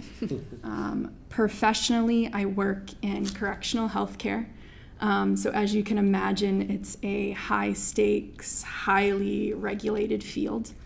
I focus on recruiting, auditing, and compliance. So day to day, I'm looking at complex policies and making sure that all of our processes and projects that we're doing in each one of our facilities kind of match the various rule books that we have to go by. As it relates to the Conservation Committee, I'm super interested. Over the past couple of years, I've been attending city council meetings, planning board meetings, ComCon meetings, every meeting possible. I think it's really important to kind of understand the land and the community that you live in. Something that seems to be a running theme, hot topic, obstacle, hurdle, opportunity, whatever we want to call it tonight, is balancing the growth of our city while protecting our natural resources. It's something I'm pretty passionate about. I think the vacancy has been open for quite some time, so I think I would be a good fit. So Heather, I've gotten to know Heather over the last couple of years, and you're not going to find too many of a positive person that cares a lot about the city. Heather, like she said, she's been to a lot of meetings. We see her in the council meetings as well, and I've gotten to know Heather as a voice of reason, and I think this would be a great fit for her. She cares about a lot of things, but she's willing to listen and be open-minded about a lot of things, and I think she's going to be a great fit. Any questions, comments, anything? Council Waterman. Well, I have to say I'm impressed that you have basically attended all these meetings and thought a great deal about what you're getting into. And it's a very important piece of our city. What would you consider some of the thorny or difficult issues that a Conservation Commission might have to face? I think it depends on the meeting. I've seen some very mild meetings, and I've seen some more robust ones recently with some of the, I don't want to call them permitting challenges, but some of the permit reviews that come up in front of the committee, and then right now with the potential ordinance changes. So I think just being data-driven, being objective, and being open-minded, I think it's really important that you have to follow whatever the ordinances are and leave everything else kind of at the door. So, Thank you. Yeah, thank you. All right, any other questions? All right, thanks, Heather, appreciate it. Thank you. Thank you. John Vandal. John is for the Veterans Grave Officers. Good evening, council members. Name is John Vandal. I reside at 145 Robinson Ave in Attleboro, Mass. Basically, I've been in Attleboro since 1981. Graduated St. John's, graduated Fian. I joined the military in '84. Got a delayed injury program, got in a car accident, almost cost me my life. So they kicked me out, and I decided to try to go again. In 1990, I joined the Navy, and in 2010, I retired. So I'm a 21-year Navy vet. I have an associate's degree at Bristol Community College. I also have a Bachelor of Science degree for Occupational Safety and Health. So I like helping people. All through my Navy career, I've helped people. Community service that I've done in Attleboro is, I don't know if you all remember the War Veterans Council. This is a while back. This may be 10 years ago, when it's almost like the Attleboro Veterans Council that they have now. But it got disbanded maybe 10 years ago. So basically I was the commander of that for a year. I was the American Legion commander right here in Post 20. I'm also, I stepped down, and I am now the financial officer for the American Legion. I'm also the financial officer for the Department of Disabled American Veterans, Chapter 91, right there at the post there. 6-year member of POW MIA 9/11 committee, and I also helped Ben upstairs as the Veteran Service Officer. I drive. I'm kind of young for the program, but if they need somebody, they call me, because I can also do the wheelchair van, and we only have so many people that can do that. And I can tell you right now, I've spent 16 years putting flags on graves, and it's a really touching moment for myself. Civilian jobs, I worked 5 years as a EHS, Environmental Health and Safety, and I am retired. I've been retired for six years. My wife was kind enough to let me retire. So I have time to devote time into this program. Phil Audette was my mentor in the American Legion, and Phil's passed. I've seen his work. I would like to advance with that work, and I wish to be accepted for that program. Well, thanks, John, very, very much, and appreciate all your service and all your help that you've done for the city for many years and stuff. And you came highly recommended as well, too, and Ben has spoken very highly of you. So, thank you. And any questions, comments, anybody? Council Waterman. Well, I just think you're a natural for this. But I admire your diligence, your patriotism, and I'm really glad you're coming on board with this position. Thank you. Well, great. Thanks, John. Appreciate it. And we'll be talking to you soon. All right, thank you. Thank you. Thank you. Okay, for the docket of May 19, 2026, entertain a motion to confirm the appointment of Heather Halpern to fill an unexpired term on the Conservation Commission, term to expire February 2027. Second. Thank you, Councilor Tavares. Obviously, we just heard from Heather, and she's going to be a fantastic addition to the Conservation Commission. Any questions, comments, concerns? All right, seeing none. All those in favor? Aye. Aye. Aye, motion passes 3-0.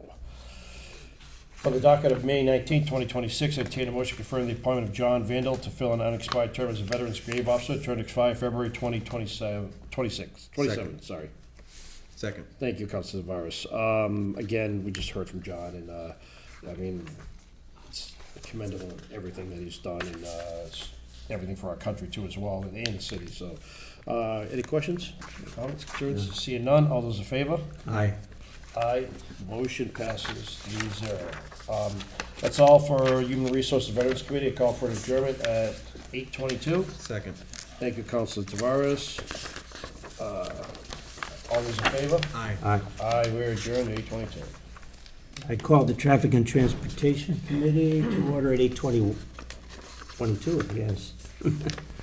And members of this committee include myself, Councilor Morrissey, Councilor Delicio, and tonight we just have one order of business. From the docket of February 17th, 2026, I would entertain a motion to call for a public hearing on June 16th regarding the request to amend Section 10-5.2A prohibited on certain streets of the revised ordinances of the city of Attleboro. And do I have a second? Second. Thank you. And basically, this is concerning Stubbs Drive and no parking area that we are going to be voting on, I hope, and after the public hearing. And is there any questions, comments? No? Okay. Hearing none, we can vote. All those in favor? Aye. Aye. And no opposed? Right. So I would conclude the business of the Traffic and Transportation Committee at 8:23. I move to adjourn at that time. Do I have a second? Second. And all those in favor? Aye. We are adjourned at 8:23. I call zoning, land use, and sustainability committee to order at 8:30. And councilors on this committee are myself, Councilor McIntyre, and Councilor Morrissey. And tonight we have the one item of business. From the docket of February 17th, 2026, I entertain a motion to amend Chapter 18 Local Wetlands Protection Ordinance of the revised ordinances in the city of Attleboro as follows. Amend 18-1.8 permits and conditions by deleting lands within 25 feet of resource areas and 25-foot continuous an undisturbed wetlands protection zone and inserting in place thereof land within 50 feet of resource areas and a 50-foot wide continuous and undisturbed wetlands protection zone as follows. I would try to waive the rest of the reading if that's okay with everybody. I got a second. Thank you. All right, and the motion is in order. I'm just going to make a few comments. The wetland protection zone expansion is an action for the public good and to help keep basements from flooding, to help filter the water before it goes into our water supply, and to save habitats for multiple numbers and a variety of types of wildlife, from birds to insects, from salamanders to peeping frogs. All of these habitats benefit not only the species that depend on them, but also overall health of our planet. We as a city are doing many things to help keep the character and green of our city. We have parts that are and will be built up with housing and businesses, and nearly 25% of the land, or 4,468 acres in Attleboro, are wetlands. Protecting these lands is an action for the public good. Impacting the wetlands in one area will easily impact homeowners in another area of our city. We as a city are protecting our environment in many steps. We became a tree city last year, and the city just renewed that designation on Arbor Day this year. We're adding trees to many areas around the city, from parks to along our streets. We planted the pocket forest just last weekend, with which one of the main benefits is improved air quality. Trees and plants absorb the carbon dioxide and other atmospheric pollutants, helping to clean the air and reduce pollution. In addition, urban greenery helps to reduce the heat island effect. Protecting wetlands by expanding the wetland protection zone is a normal next step in how we can combat climate change and the loss of natural resources and wildlife. 7 civic groups voted unanimously for this expansion, and each group has several volunteer residents in the city. There were 2 community meetings where residents and developers alike could ask questions about how it would impact the land around them. And then the public hearing was full of many residents, voters throughout the city who spoke for the expansion. Many other residents are also for the expansion, as we can see in our testimony folders. The time is now to expand the wetlands protection zone to 50 feet. I would take any other comments and questions. Councilor Mack, sorry. Thank you, Chair Sawyer. First, I want to thank you for your leadership on this issue and allowing us the opportunity to go back and kind of answer some of our questions. I really appreciate that. Last time we brought this up, I spoke in favor. I remain in favor of this. I think the benefits that wetlands provide to our community are numerous. You've outlined some of them. Being able to filter out the pollutants from our water supply, protect against the extreme flooding events that are becoming increasingly more common, mitigating against the extreme droughts that paradoxically are also becoming more common, preserving our natural environment. I also think a part of it, especially in our conversation about our water supply that got left out, is while we do have some pretty significant protections around our actual groundwater sources, our reservoirs, that doesn't do anything to protect the houses in our community that rely on well water. That's what wetlands are for. So making sure that we are able to protect the hundreds of homes in our community that rely on well water, as well as we protect those who have the water piped in, I think is extremely important. And I think a lot of the discussion that we had also revolved around the number around there, the 25 that we have now versus the 50 that's being proposed. I was able to go in and do some research. One of the, I think, studies I was able to find that I think presented the point clearly was one that was done in Washington County, where they reviewed numerous kind of wetlands buffers of various sizes. And one of the conclusions that I'm quoting here, nearly all of the buffers that were less than 20 feet wide at the time they were established demonstrated significant decrease in effective size within a few years. In some instances, degradation was so great that the buffers were effectively eliminated. Fewer than half of the buffers that were originally at least 50 feet wide showed demonstrable degradation. And I think if we are going to put in place rules and regulations that are meant to protect our environment, those rules and regulations need to be effective. And what the data and the science shows is that 50 feet is what we need for that to be the case. Otherwise, we risk seeing our wetlands chipped away. And while, I think when we drive through parts of our city, we still see the natural beauty. Just because we can see it, and it doesn't necessarily mean that there isn't degradation that's happening. You can look at a house and it could look great. It could still have termites that are tearing up the foundation, and that's what I'm afraid will happen to our wetlands if we don't act to expand this. I think this is a reasonable approach. It balances the needs of our environment with the needs of our community to grow, and I remain in support of it. Thank you for your comments. Thank you. So I wanted to mention to everybody, with regards to this, that I have some proposed amendments to this ordinance that I will send out. I'm waiting to hear back from Nick about the changes. But the proposed change that I'd like to make is to change the offset around vernal pools. So right now, as written, this would expand the offset from 125 feet around vernal pools to 150 feet. And I don't think that was very clearly communicated.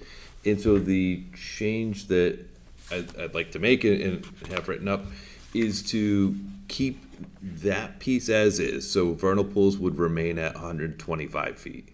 And then everything else as proposed stays the same, except for one other change would remove the word single family as in exemptions, so that the exemptions would apply to multifamily houses and all of that.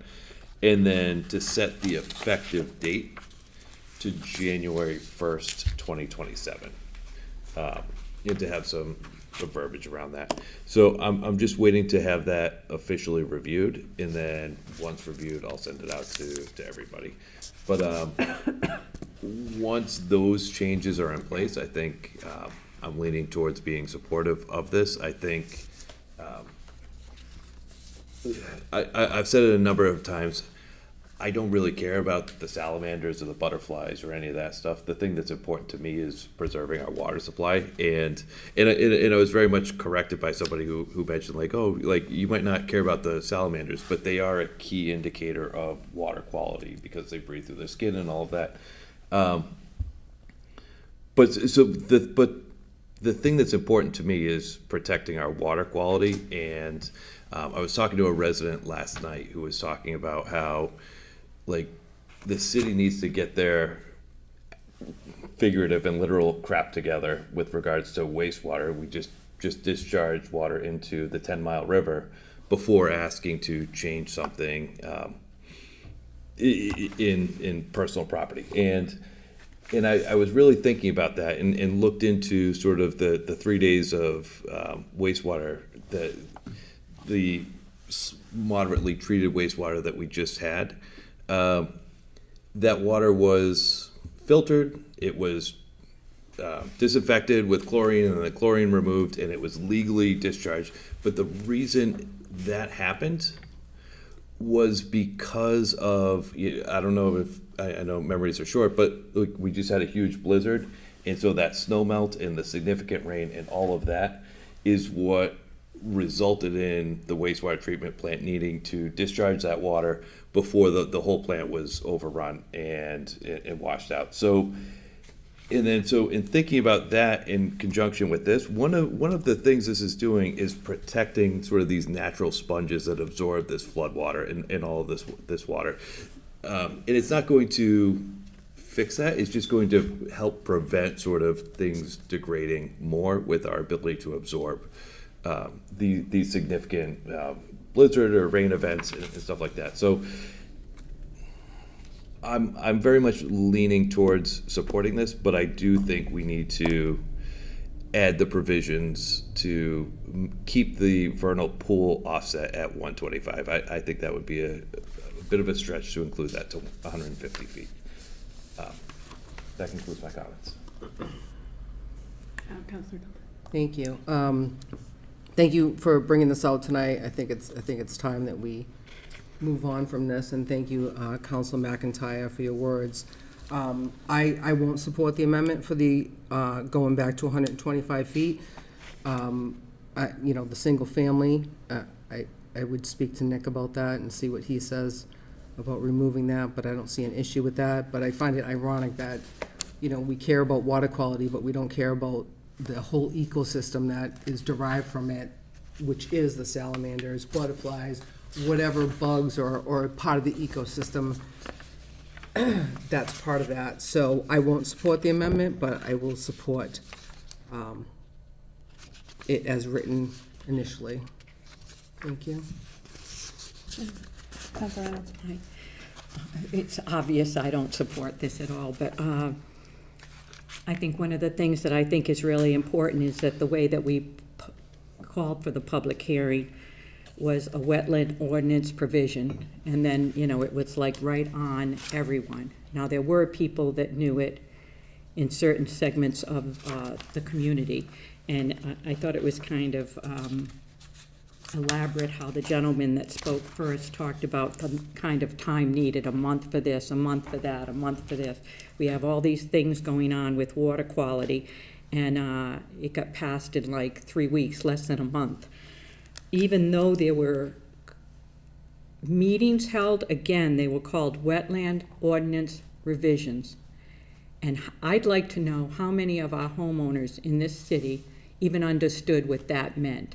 Did they realize that it might mean their backyard being another 25 feet taken?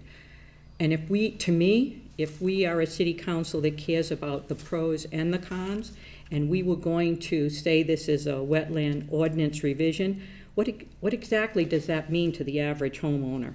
And should we have said something that actually described it, that said, we'd like you to come to this city council meeting because this is what it means. It means that you're going to have to abide, if passed, by a 50-foot no-build zone. Now, 100 people could have shown up. Maybe 50 people, maybe no people, but they would have at least known what the heck we were doing. And they would have had an opportunity to voice their own concerns about their property.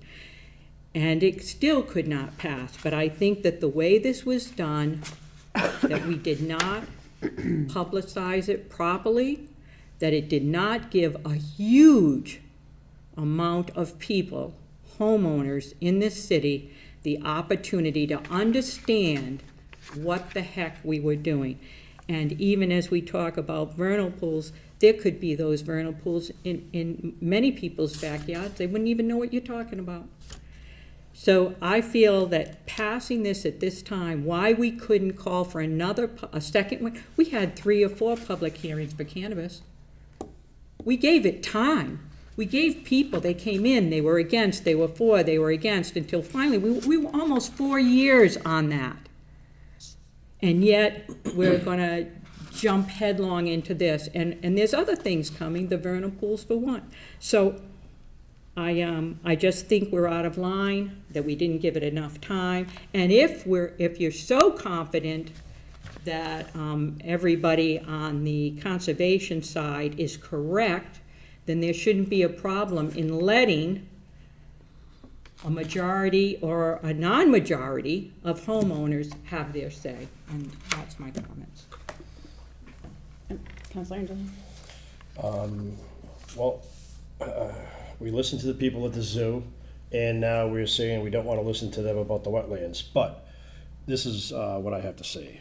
So properties that abut protected land remain the most desirable in residential markets because they offer something increasingly rare: certainty.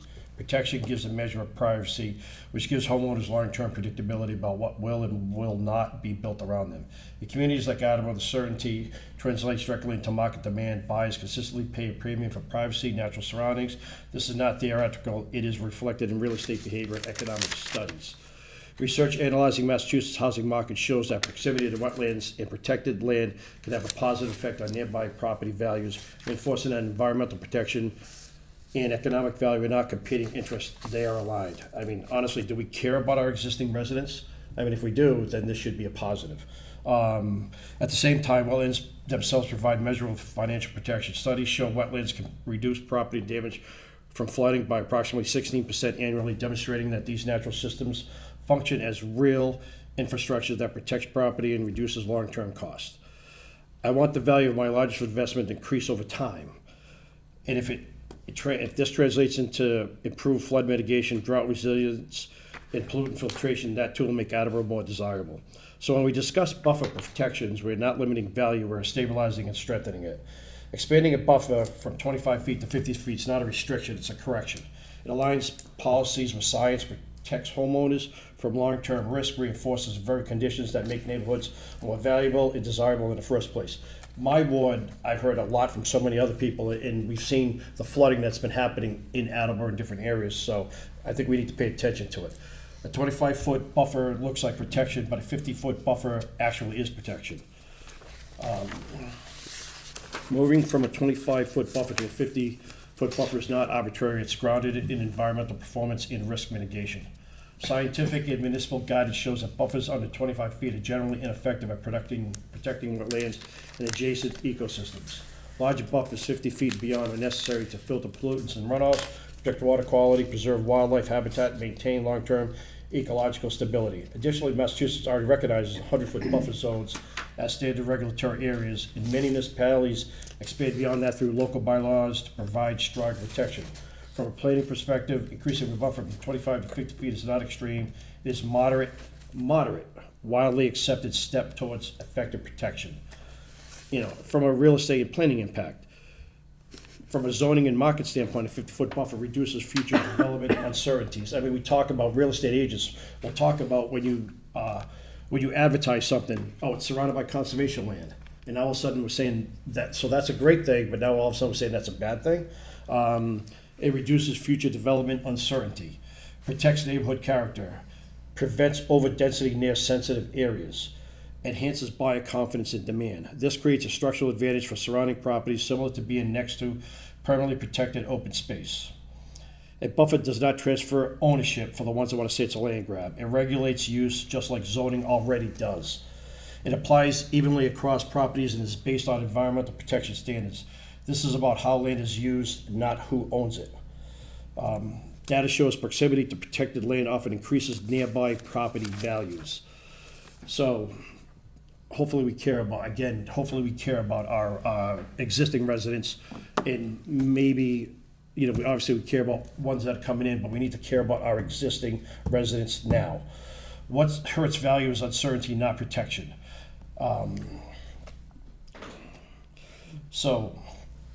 Like I said, expanding from a buffer from 25 feet is not 50 feet is not a restriction. It's a correction. It aligns policy with science, protects homeowners from long-term risk, reinforces the very conditions that make neighborhoods more valuable and desirable in the first place. That's all I have to say. Thank you.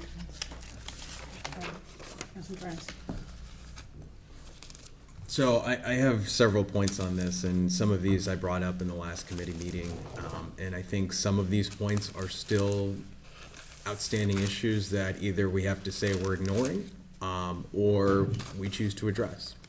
But number one, I think it's an oversimplification to say that if we don't support the extension of the wetland buffers, that we're not listening to our residents.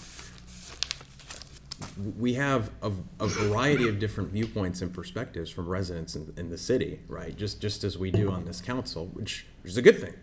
And so I think that's a very oversimplistic statement.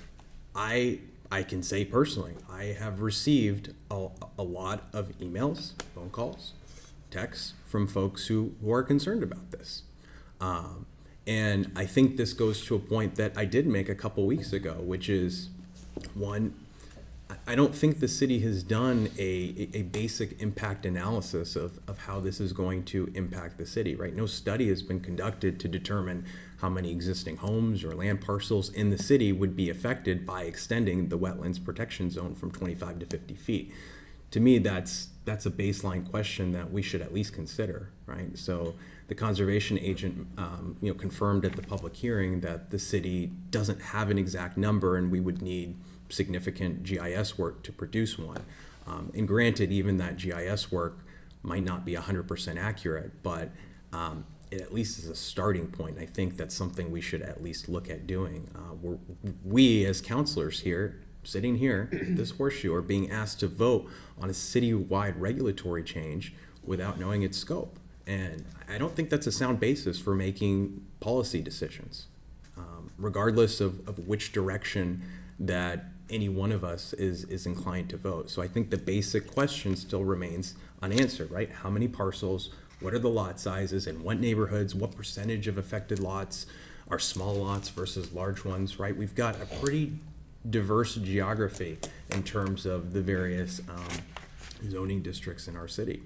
And so that leads me to my next point, which is I think the proposed ordinance applies a broad brush, an approach where a tailored one I think would be better. I mean, Nick mentioned himself in his professional judgment that the right scientific approach would be a variable buffer based on site-specific conditions.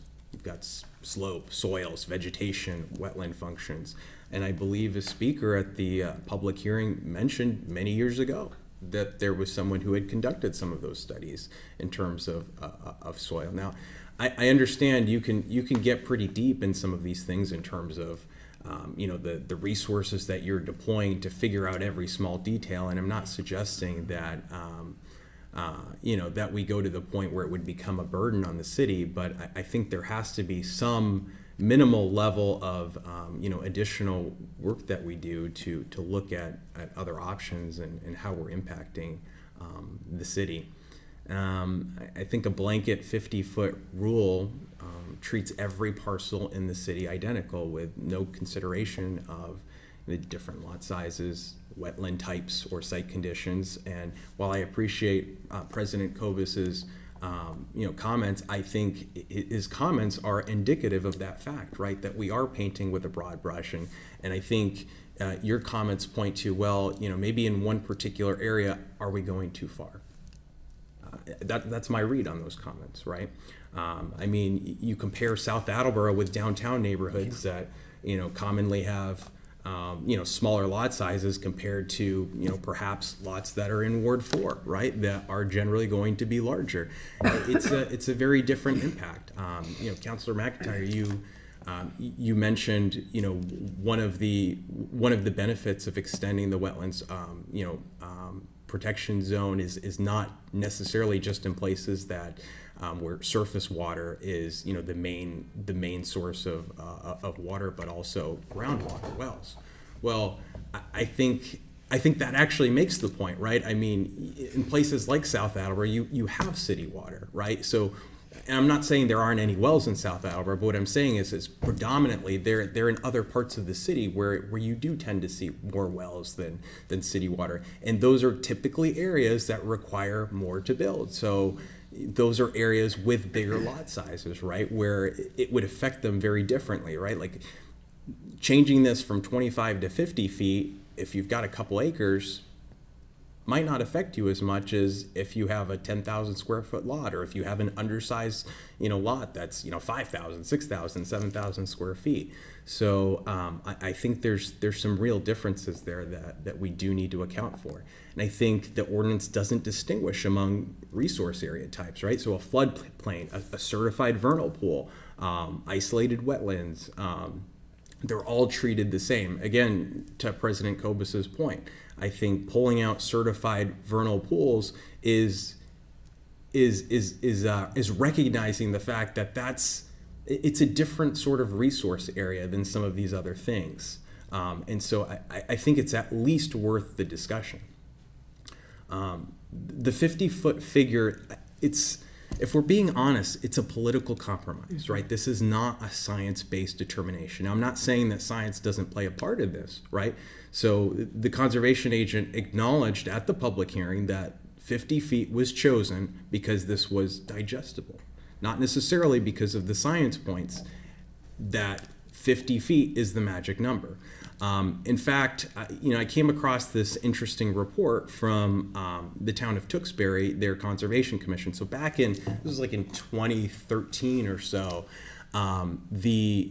a group of residents was looking to do the opposite of what we're doing here. They were looking to reduce their wetlands protection zone. I believe it was from 50 feet down to 25. So it was the opposite scenario, and they were lobbying for a change there. And the Conservation Commission said, okay, well, hold on, let's study this a little bit more and see if we can come up with some sort of compromise. And so they ended up taking that period of time to develop a report. And they actually quoted in that report something that I found interesting. They said buffer zones are political decisions that can be informed by science. Setting a buffer zone is fundamentally a policy judgment, not a scientific conclusion, right? So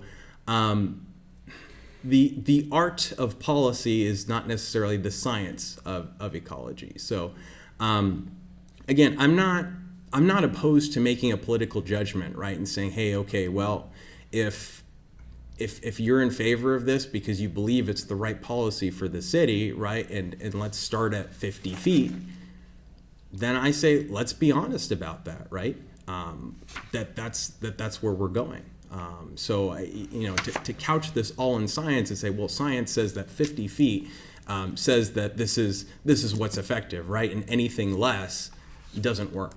Right. So we've heard that Washington study, ecology study, quoted. I think you quoted part of that, Councillor McIntyre, and I spent a weekend reading through that, and the part that you quoted, the study's actual finding about the 50 feet relates to, and it was in the quote. You said buffer durability over time. That residential buffers under 50 feet tended to degrade, and I believe it said in the report due to human encroachment, right? Lawn expansion, trampling, dumping, and Nick mentioned this in the hearing as well.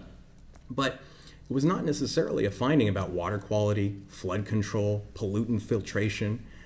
I didn't see any of those things mentioned in terms of the effectiveness of the 50 feet. Basically, it was saying, hey, look, you need to account for a little bit more. Not that 25 feet doesn't work. It's that over time, it degrades, right? So it's making a very factual argument about the fact that human nature, right, is different than the science. So it's actually saying because of human nature, we're accounting for something above what the science actually shows us. And on the water quality protection point, which is, from what I heard, that's one of the principal justifications here. That particular study, I believe, recommended 100 feet or more buffer for water quality protection, which I believe is what we already have in place here for the city anyway.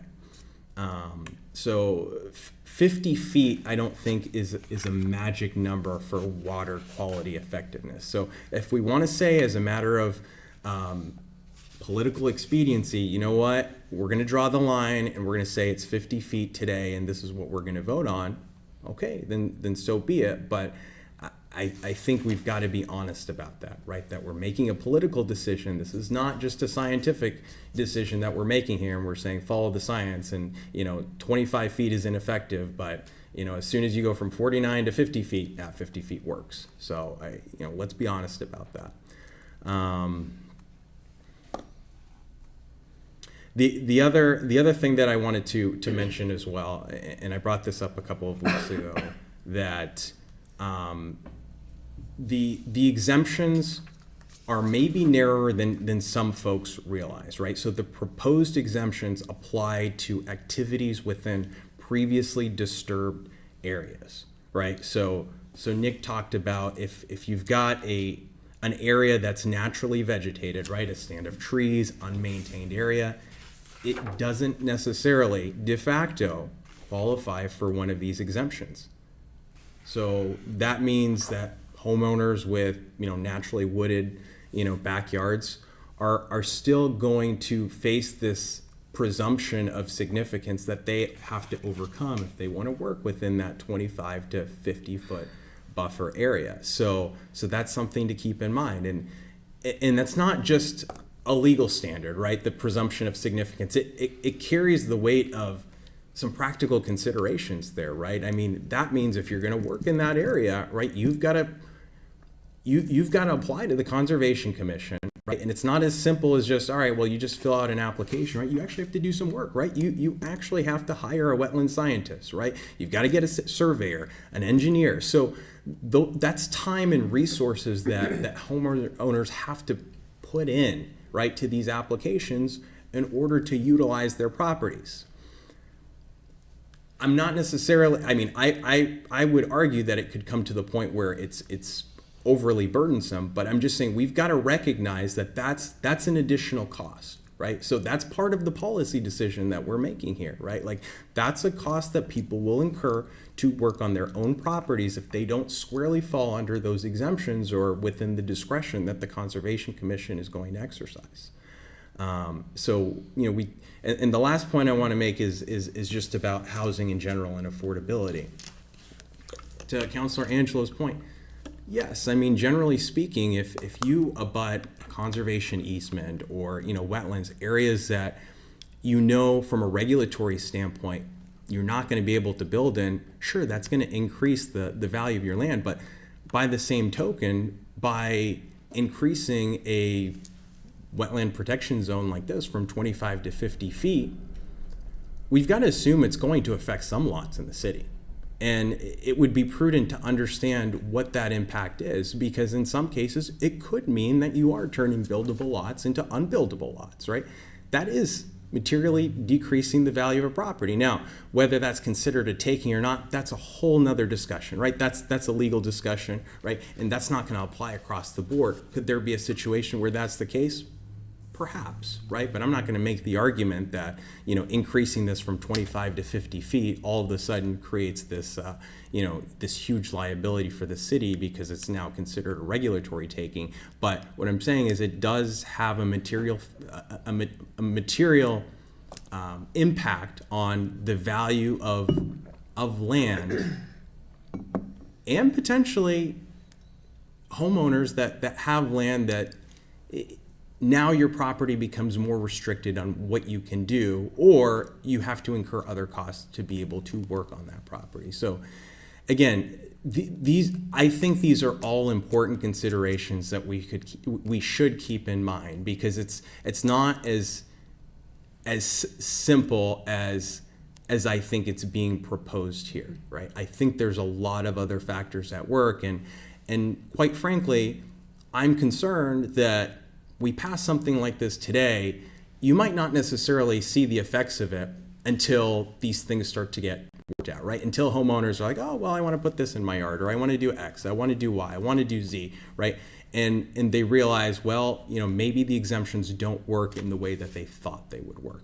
And I'm not saying that we can't adapt and improve from there as a city, but I would look at it from the perspective of how can we make sure we're mitigating any unintended consequences from the get-go, because this is a big change. And that concludes my comments. Thank you for your comments. Any others? Yes. Thank you. Councilor Tavares, I very much appreciate your comments and recognize them. One of the things that I wanted to mention with regards to the science behind it, and I can try to find, I forget what exactly the study was, but the thing I was reading was that 50 feet is sort of a minimum for filtration of nitrogen and phosphates, and filtration below that starts to decline exponentially, and it continues to increase, you know, from 50 feet to 100 feet, and then after 100 feet there's diminishing returns, and you don't see as much filtration. But the study said that 50 feet was sort of that minimum before the filtration starts to decrease effectiveness exponentially. So if I can find that, I'll share that. The other thing, though, I wanted to mention, and that I want to sort of ask for from the conservation agent, is if this were to pass, I'd like to see in 2 years a study to say, here's how many applications were denied, here's how many, like I'd like to have some sort of an analysis of how effective this was, and to revisit this in 2 years to decide, like, is this working? Is it having an impact? Is it having a negative impact? Like, we shouldn't just, if this were to pass, we shouldn't just pass it and forget all about it. Like, we need to come back to it and measure the effectiveness. That concludes comments. Thank you. All right, any other comments? All right. Sorry. Well, I'm certainly not a scientist, but I do believe the experts, people who are more knowledgeable than me that I've talked to, that we are at 25 feet. We're way too minimal. I know I live in an area where it's part of Ward 4. It's probably not the part that you're hearing from as much. But I live in a lake at least twice a year behind people's houses. I'm sure, and part of that lake in my property is, it's not very far behind my house. I want to extend it to 50 feet. And I do agree with Councilor Kobus that we come back, we look at this again in 2 years, and I will support this. Thank you. I'd like to move to vote this out of committee. All in favor? Aye. Aye. I'm sorry, thank you. Any opposed? That's not take 3-0, that passes. And that concludes the business schedule, zoning, land use, and sustainability committee. And I move to adjourn at 9. Second. Thank you, and we are now adjourned. Economic Development and Strategic Planning has no business this evening and is canceled. Public Safety and Emergency Management Committee called to order at 9 o'clock. Myself, Council Reynolds, and Council Angelo. Just one motion this evening from the docket of May 19th, 2026. I entertain a motion to approve the transfer of $2,800 from account Citywide Reserve Fund for transfer to account Fire Medical Consultation for funds for a fitness for duty medical evaluation. Second. Thank you. So this is just funds for medical examination. Any other comments? All those in favor? Aye. Motion passes. That's all the business this evening. I'll call for an adjournment. Second. All those in favor? Aye. Aye. We are adjourned at 9:01. Thank you. Thank you. I'd like to call to order City Property Claims Committee. What? Oh, sorry, Laura. Sorry. Scratch that. I'd like to call Public Works Committee to order at 9:02. I just have one motion, so we'll get right to Council Reynolds. From the docket of May 19th, 2026, I entertain a motion to approve the conveyance of a perpetual right and easement deed to National Grid, Massachusetts Electric Company, and Verizon New England, Inc. for the right to construct, reconstruct, repair, operate, properly maintain equipment, also referred to as the overhead system, on city-owned property located at 27 Pond Street, on the easterly side of Pond Street North, and the southerly side of CSX Transportation Railroad, being more particularly shown as the City of Attleboro area, 24.7 acres of a plan of land recorded with the North Bristol Registry of Deeds in Plan Book 181, Plan 32. Second. Thank you. So this is, I mean, we all know that 27 Pond Street, that's the old landfill, and this is a conveyance for National Grid, like I read, and this is regarding the solar array that's been in the process for like years that nothing has been done. So this is over the closed landfill. Does anybody have any questions? All those in favor? Aye. Aye. Motion passes. I'd like to call for an adjournment at 9:03. Second. All those in favor? Aye. Aye. We are adjourned. Thank you. Now, I'd like to call to order City Property and Claims Committee at 9:03. I only have one item this evening, I believe. Let me just check to make sure that's correct. Yes, one item. From the docket of May 19th, 2026, I entertain a motion to accept the donation of materials of up to $2,500 from Lowe's Home Improvement, stored 1014 North Attleboro, and construction labor by Lowe's employees from South Attleboro Girls Recreation Association, also known as SAGRA, to construct 2 new dugouts at Lee's Pond softball fields in accordance with Section 1-12 of the revised ordinances of the City of Attleboro. Second. Thank you.